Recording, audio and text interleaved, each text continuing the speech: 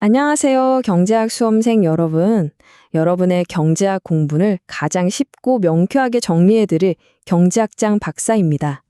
제 책 바로 원샷 213 경제학 핵심 이론 마무리를 바탕으로 시험에 꼭 나오는 핵심 개념만 쏙쏙 뽑아서 설명해드리는 시간이에요.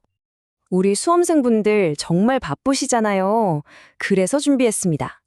잠들기 전에 아니면 버스나 지하철에서 이동하면서 편하게 들으시면 어느새 핵심 개념이 머릿속에 착 하고 박혀 있을 거예요. 자, 그럼 오늘 본격적으로 파헤쳐볼 주제, 바로 조세와 귀착입니다. 제가 질문 하나 던지면서 시작해 볼게요. 정부가 세금을 걷어가면 그 돈 말이에요. 과연 누가 진짜로 내는 걸까요? 보통은 이렇게 생각하기 쉽죠.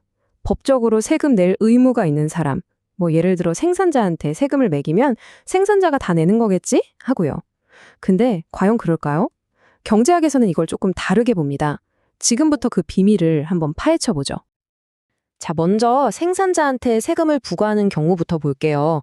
생산자는 세금만큼 비용이 늘어난 셈이니까 지금 화면에 보이는 그래프처럼 공급 곡선이 그 세금만큼 수직으로 위로 쭉 올라가게 돼요. 그럼 어떻게 되냐? 시장 가격은 오르는데 세금을 내야 하니까 생산자가 실제로 손에 쥐는 돈은 오히려 줄어들죠. 여기서 진짜 중요한 건 뭐냐면요.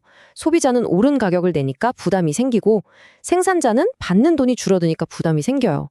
결국 세금 하나를 소비자와 생산자가 사이좋게 나눠내는 셈이 되는 겁니다.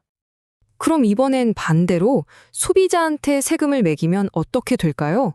소비자는 물건값에 세금까지 더 내야 하니까 이번엔 수요 곡선이 세금만큼 아래로 이동합니다. 근데 여기서 진짜 놀라운 점이 있어요. 그 결과가 말이죠. 아까 생산자한테 부과했을 때랑 완벽하게 똑같다는 거예요. 소비자가 최종적으로 내는 돈, 생산자가 최종적으로 받는 돈, 그리고 시장에서 거래되는 양까지 전부 다요. 자, 바로 이겁니다. 시험에 나오는 핵심 포인트.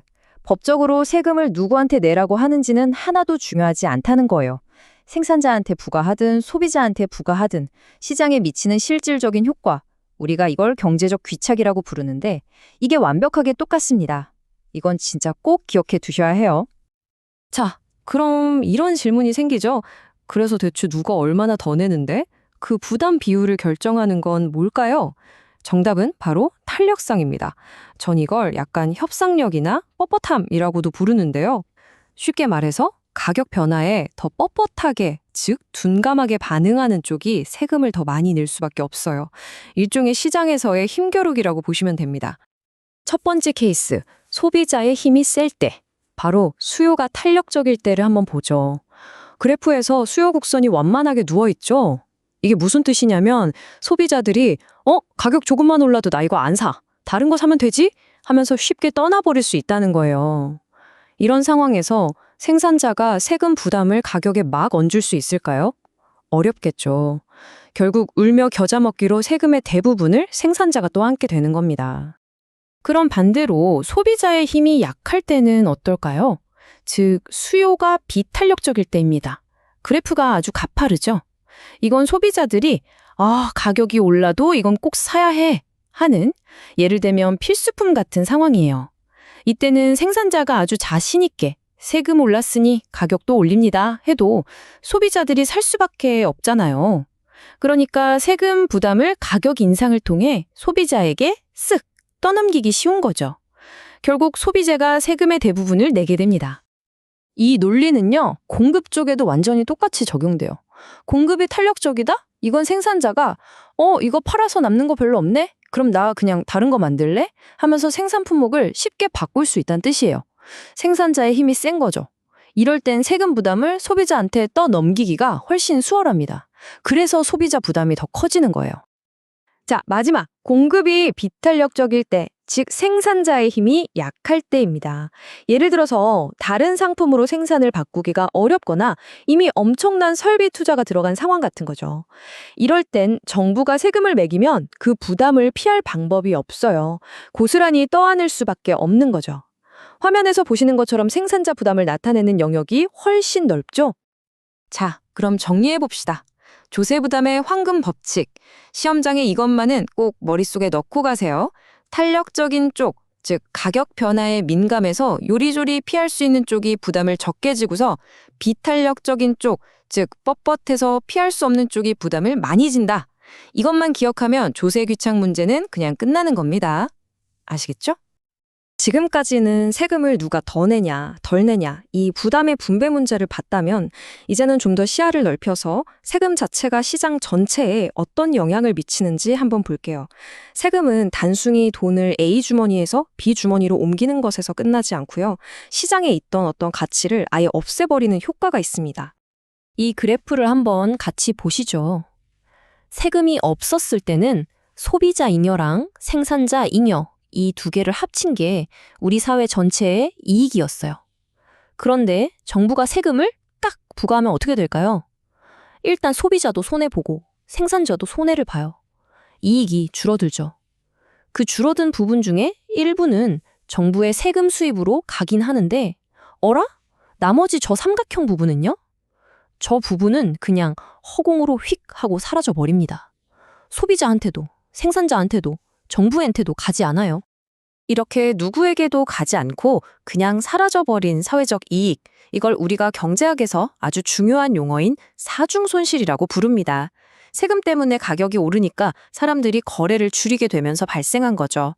이건 소비자의 이익도 생산자의 이익도 정부의 수입도 아닌 말 그대로 경제 전체의 순수한 손실이에요. 이게 바로 세금이 가진 진짜 사회적 비용이라고 할 수 있습니다. 자, 그럼 세금의 완전 반대 이야기, 보조금은 어떨까요? 정부가 특정 상품의 생산이나 소비를 더 많이 하라고 돈을 지원해 주는 거잖아요. 언뜻 보면 모두에게 좋은 일처럼 보이는데 여기에도 숨겨진 비용이 있습니다. 공짜는 없거든요. 정부가 보조금을 지급하면 무슨 일이 일어날까요? 소비자는 원래 가격보다 더 싸게 살 수 있게 되고요. 생산자는 원래 가격보다 더 높은 가격을 받고 팔 수 있게 됩니다. 그럼 당연히 거래량도 늘어나겠죠? 와, 소비자도 좋고 생산자도 좋고 다 좋은 일 같죠? 하지만 세상에 공짜 점심은 없다고 했죠. 잘 따져보면요. 소비자와 생산자가 얻는 이익을 다 합친 것보다 정부가 보조금을 주기 위해 쓴 돈, 즉 우리 세금이 더 큽니다. 결국 사회 전체적으로 보면 손해라는 뜻이에요. 이건 역시 보조금으로 인한 사중손실이 발생하기 때문입니다. 자, 오늘 정말 중요한 내용들을 함께 공부했네요. 시험을 앞둔 우리 수험생 여러분들을 위해서 마지막으로 핵심만 딱 정리해드리고 제가 힘이 풀끝 나는 응원 한마디 해드릴게요. 오늘 배운 거 딱 이 4가지만 기억하세요. 첫째, 법적으로 누가 내냐는 중요하지 않다. 실제 부담은 다르다. 둘째, 그 실제 부담은 탄력성이 결정한다. 셋째, 더 비탄력적인 쪽, 즉 힘이 약한 쪽이 더 많이 낸다. 넷째, 세금이든 보조금이든 둘 다 아무도 못 가져가는 사회적 비용, 즉 사중손실을 만든다. 어때요? 간단하죠? 경제학 공부하다 보면 좀 어렵고 지칠 때도 있죠. 당연합니다. 하지만 이렇게 늦은 시간까지 또 바쁜 시간 쪽에서 공부하고 있는 여러분 자신을 한번 믿어보세요. 포기하지 않고 이렇게 한 걸음씩 나아가는 여러분이 정말 멋지고 대단한 겁니다. 제가 항상 뒤에서 응원할게요. 진짜 힘내세요. 그리고 공부하다가 이거 도저히 모르겠다 하는 거 있으면 혼자 끙끙 앓지 마세요. 네이버에 짱박사 경제학 스터디 카페로 오시면 됩니다. 거기엔 여러분 같은 수험생 동료들도 많고 방대한 자료는 물론이고요. 아주 유능하고 친절한 우리 조교님들하고 제가 여러분의 질문을 목 빠지게 기다리고 있겠습니다. 네, 오늘 제가 준비한 내용은 여기까지입니다. 모두 정말 고생 많으셨어요. 저는 다음 시간에 더 알차고 유익한 내용으로 다시 돌아오겠습니다. 그때까지 모두 화이팅입니다. 안녕!